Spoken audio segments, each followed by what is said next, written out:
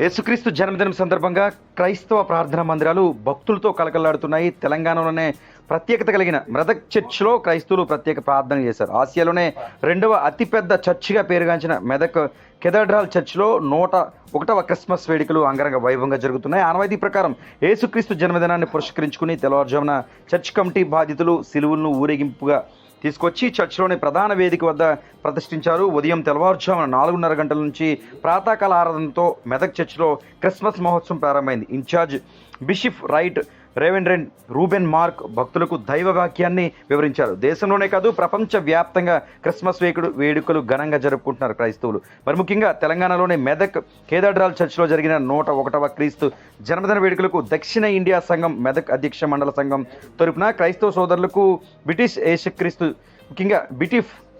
జన్మదిన శుభాకాంక్షలు తెలిపారు. లోకంలో యేసుక్రీస్తు జన్మదినం జరుపుకుంటూ దేశమంతా ఉందని, అన్ని దేశాలు ఆయన లోక రక్షకుడిగా భావించి ఆయన జన్మదినాన్ని జరుపుకుంటున్నారని బిషప్ దైవవాక్యాన్ని ఆరాధించారు.